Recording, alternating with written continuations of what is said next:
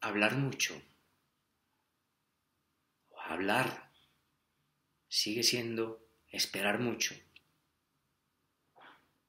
sigue siendo seguir sintiendo que puede decirse algo y que puede transmitirse, compartirse, indicarse una verdad a través de las leyes del logos, a través de las leyes del discurso.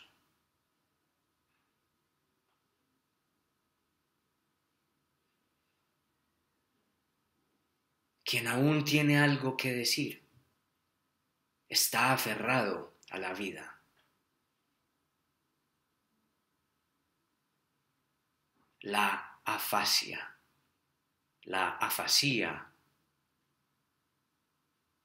como se dice en helénico, puede ser uno de los signos de la melancolía.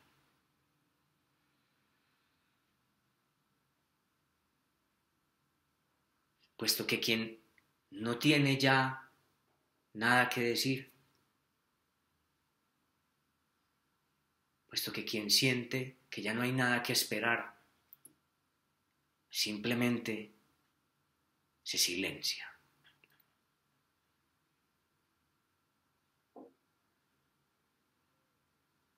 Quien aún desea proferir, quien aún desea discurrir,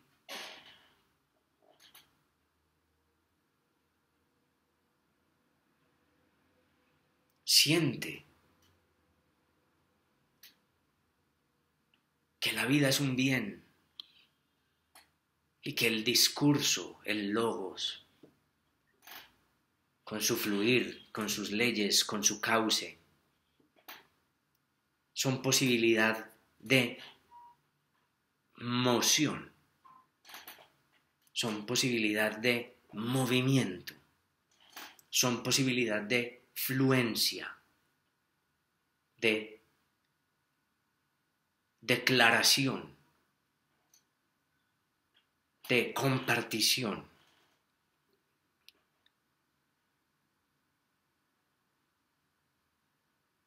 De legado,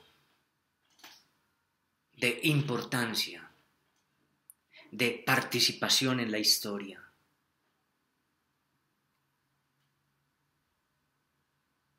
Mientras más fuerte y más afianzadamente delira un hombre, más asido está a la vida.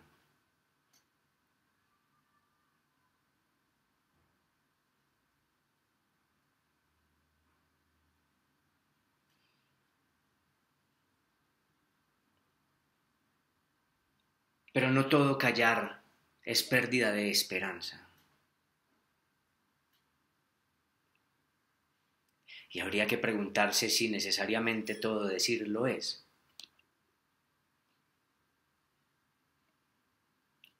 Hablar es, sobre todo, voluntad de expresión. Y para nos, la expresión no es sólo metafórica o discursiva. Hay expresión, verbigracia, en la pintura o en la danza. En la primera se plasma, se exorciza, se siguen más o menos métodos. Se disuelve al yo y se concentra en el objeto, en el escopo de la pintura, en la imagen. Allí sería volición icónica, aunque no necesariamente figurativa. Pero la volición icónica es básicamente voluntad de expresión, mucho más pura, por ejemplo, en la pintura no figurativa, en donde simplemente se vomitan colores, son evidencias de brochazos, de mezclas, de impregnaciones, de tipos del exorcismo, de tipos de la expresión. La danza, por su parte, es aquello que anhela el cuerpo, moverse,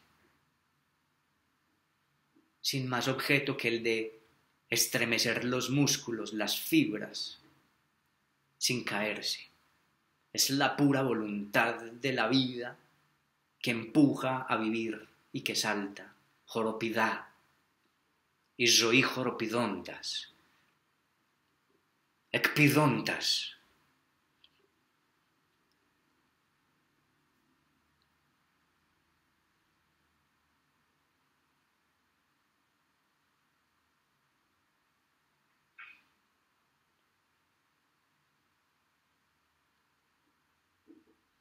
También hay un no decir metafórico, hay un no decir discursivo, o un callar, un silenciarse, miasiopi, miasillí, del místico. El místico abandona la esperanza en el decir, o ha llegado a la conclusión, o ha advertido con lucidez de los límites del lenguaje, de las traducciones del lenguaje, de las sumisiones del lenguaje, de las alienaciones del lenguaje, pero sigue sintiendo que hay algo vero, que hay algo verísimo, que puede sentir con horror o como lo pulquérrimo que lo excede, pero que será indecible. El místico se silencia para sentir el lugar de lo verísimo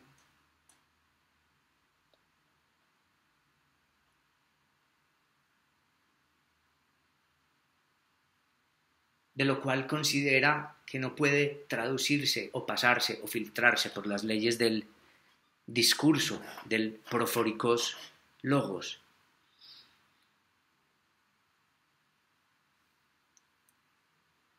Y este callar será una mera sensación de lo verísimo para cada quien o para cada místico, que ya no implica un atravesamiento por las leyes del yo y del tú, de la sintaxis, de la gramática, de los vocablos y en últimas de los significados, ni de las significaciones, ni de las hermeneusis. Es gozar o aterrorizarse o padecer o vivir lo vero, eso que hace el místico. Quien cuando retorna al discurso intenta dar cuenta de él a través de sus propias creencias, diciendo que es una experiencia de lo divino, o con lo divino, o en lo divino, o por el contrario, si era impío, aquel diciendo que ha sobrepasado las leyes del lenguaje y ha gozado del lugar de lo vivo, de la fundación del orgánico.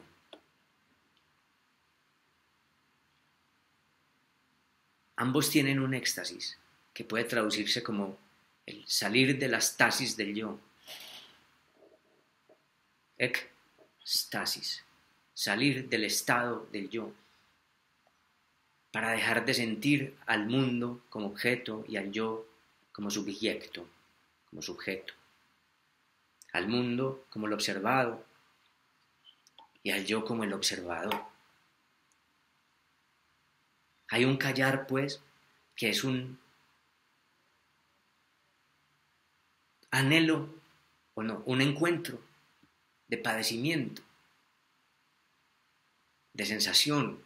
Cuando digo padecimiento entiendo sensación.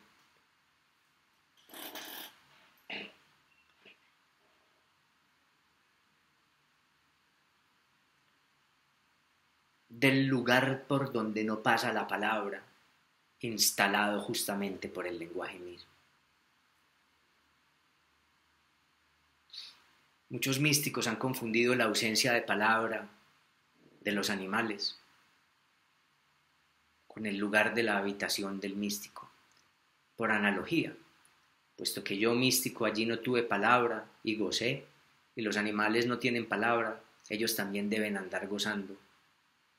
Como decía, creo, Octavio Paz en La llama doble, de la inocencia de las bestias, o de la mansedumbre de las bestias. Quizás sí, quizás no, no lo sabremos. Pero este silencio no es el silencio de la melancolía, no es el callar que ha perdido esperanzas, sino que es el lugar ya gozoso, ya pavoroso del encuentro con lo que solo puede serse y padecerse, y que luego calificaráse como divinal, como bello, es decir, como lo pulcro, o como un éxtasis orgánico, etc.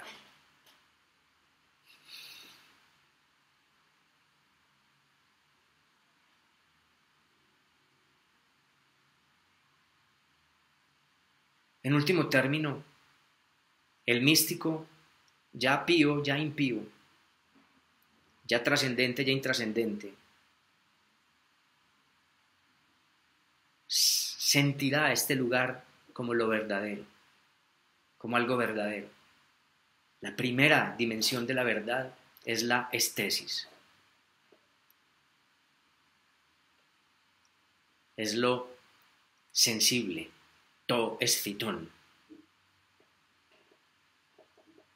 Y luego cualquier discurso no es más que un intento de traducir o cubrir para revelar u ocultar, para justificar la pasión del discurso, de lo verdadero, de lo que se sintió como vero.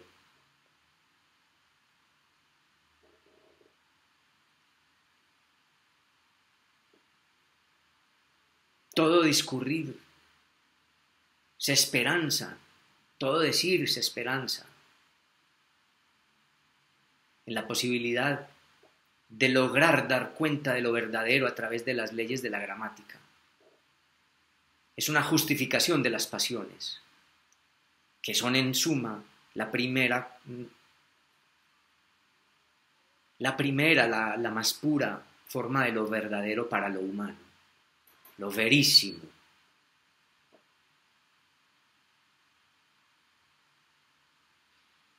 Hay un callar resignado y lúcido ante los límites del lenguaje, que podríamos denominar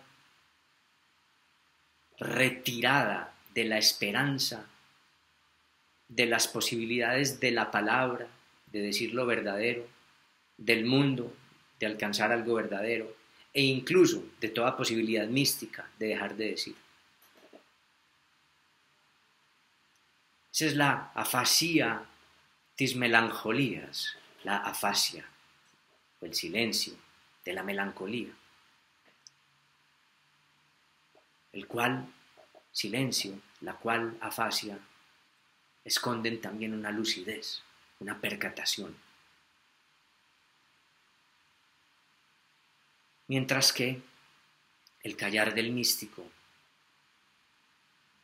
si es genuino, y no es más que otro semblante para tener halos de santidad para los demás, para ser adorado como un hombre iluminado o superior por los demás. Es decir, si hay un verdadero encuentro de lo místico, que es casi que un asomo por el vallado de los límites del lenguaje.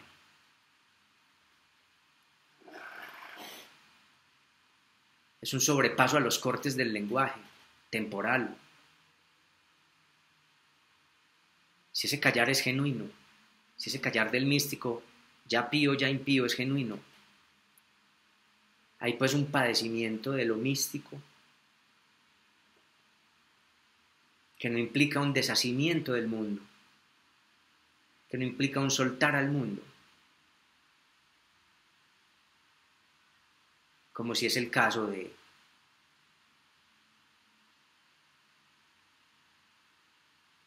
alguna afasia percatada o melancólica.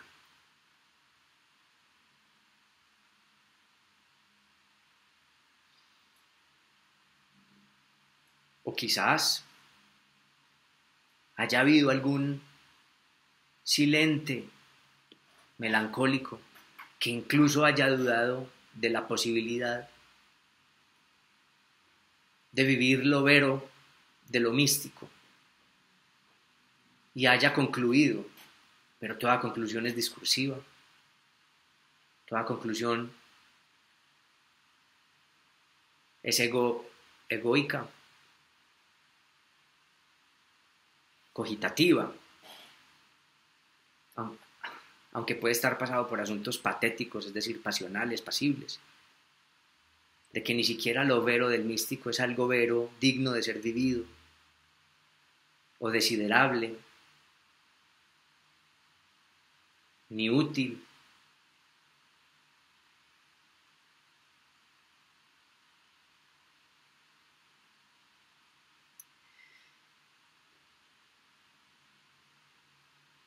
Para algunos místicos, su éxtasis, su encuentro,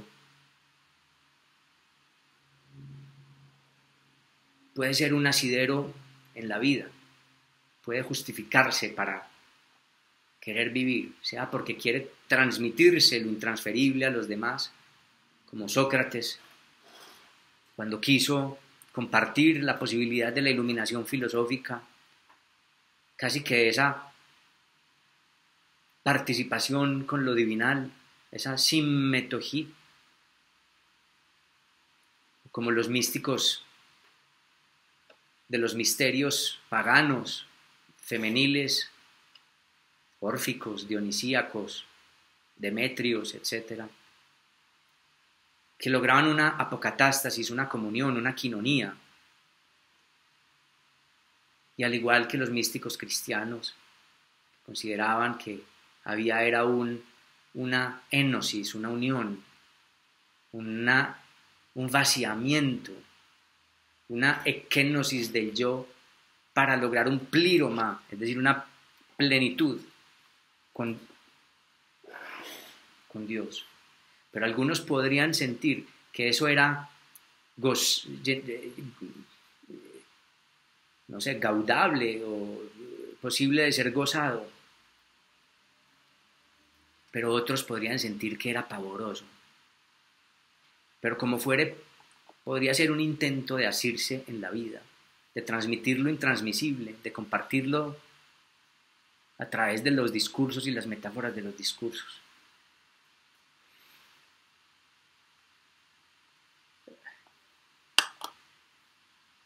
Algunos místicos, quizás a través del discurso, se afianzaron queriendo dar cuenta de lo que no podrían dar cuenta, y otros simplemente, creo que como Santo Tomás de Aquino,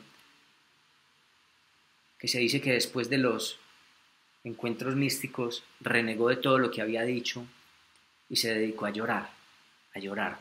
Tengo entendido que fue así, y que lloraba, quizás porque sentía que luego de esa experiencia tan exorbitante, tan sublime y tan pavorosa, quizás cualquier cosa que se dijese no alcanzaba, cualquier cosa que se dijese era parcial, cualquier cosa que se dijese era impotente, cualquier cosa que se dijese no diría mucho o nada más diría. Pero no creo que el llanto de Santo Tomás fuese simplemente porque el lenguaje no alcanzaba para decir. Quizás podía ser nostalgia de no estar viviendo más ese hecho pavoroso y ese hecho hermoso de la apocatástasis, de la unión con su Dios. O porque ese hecho también era una herida de la que no se recupera nadie más. Una herida de hermosura, una herida de la belleza, una herida de la pulcritud.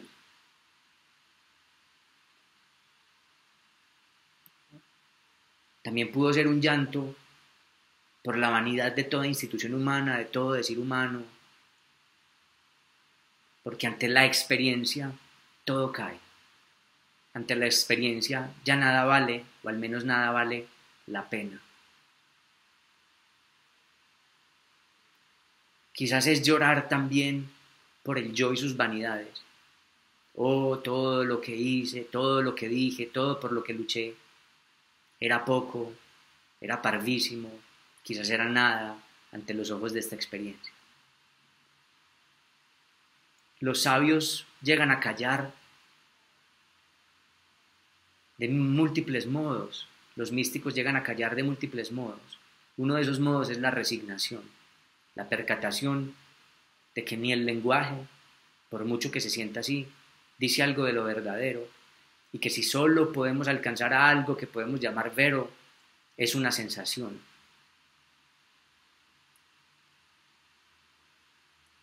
Taftística, o tautística, o autística, no sé cómo se dice, estoy tomándolo en términos etimológicos y no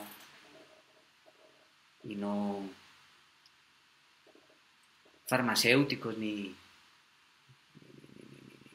médicos. Que en últimas a lo mucho que pueda aspirarse es a sentir, sin posibilidad de decir mucho, de entender mucho o nada. Y que quizás eso no es más que una posibilidad orgánica, o una posibilidad somática, o una posibilidad lingüística vivida en el cuerpo. Pero algunos místicos, por resignación, quizás dicen que hay que silenciarse, porque el mucho hablar es mucho errar, porque el mucho hablar es mucho esperanzarse, porque el mucho hablar es mucha ufanía, porque el mucho hablar es mucha digresión, porque el mucho hablar es discurrir creyendo que hay un rumbo cuando en realidad se discurre sin un rumbo hacia lo vero, y que si hay algo vero está en el silencio, pero no en el silencio ufano del que todavía habla en el silencio, no es el silencio como mensaje, sino el silencio como resignación, como abandono de toda posibilidad del lenguaje de decir algo, e incluso, acaso, quizás poniendo en duda a la experiencia como algo trascendente. Tengo entendido que algunos budistas llegaron a decir, y quizás el Buda no existe, que sería el máximo nivel de iluminación, que hay que poner en duda las enseñanzas del Buda y hasta la existencia del Buda.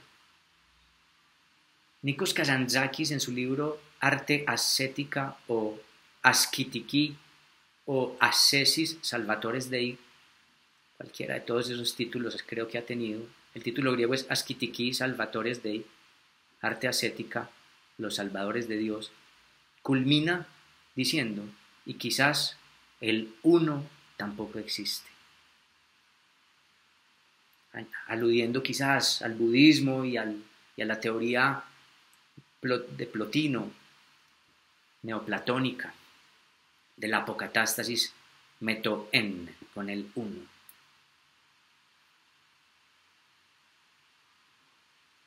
Quizás el mucho hablar sea mucho aburrir, sea mucho divagar, sea mucho presumir, sea mucho esperanzarse, y sea mejor callar, dirá el místico que llega a la resignación después del hecho místico.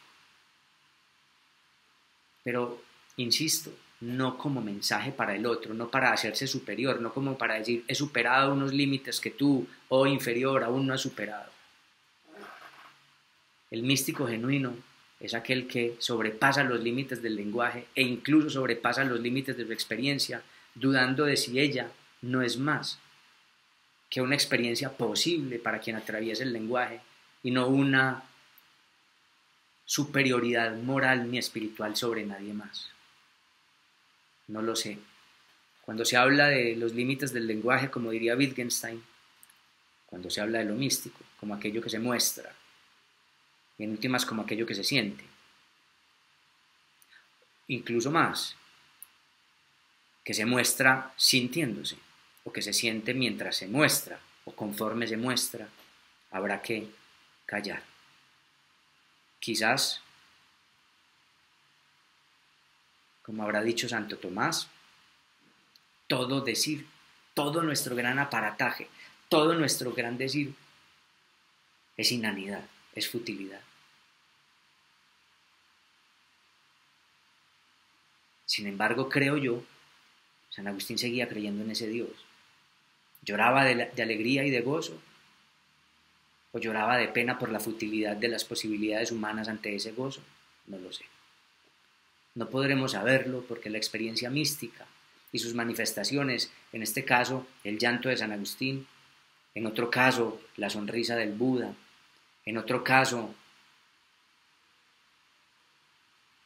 la muestra de los límites de la teorización de Wittgenstein, en otro caso el silencio del impío, son experiencias intransferibles e incognoscibles, injustificables, inexplicables. Hay en ellas, las experiencias, estas empirias, una lucidez. La lucidez de los límites del lenguaje, la lucidez de la contundencia de la experiencia, del pathos, tu escitud, que puede luego calificarse o sentirse como agradable, como gozo con lo que me ha roto, me ha estallado y me ha sobrepasado, o como pavor porque he sido roto, he sido estallado y he sido sobrepasado. Todo lo anterior que acabo de decir es pura verborrea. Todo decir es un mero eco, una mera lejanía.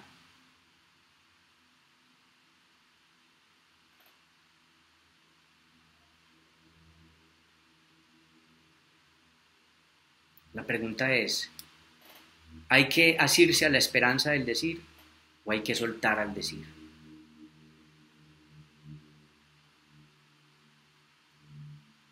Hay tres lugares. El lugar del esperanzado dicharachero, del rétor, del afianzado en la verdad del discurso, en la verdad congruente o de intentos de congruencia. El lugar de la afasia melancólica, que también tiene una perspicacia, una lucidez.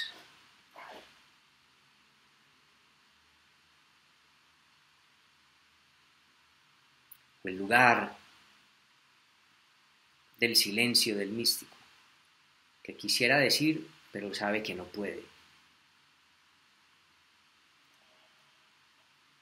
El afásico melancólico no quiere ni siquiera decir, aunque pudiera. Y el rétor no hace sino decir, no hay quien lo calle, aunque quisiéramos.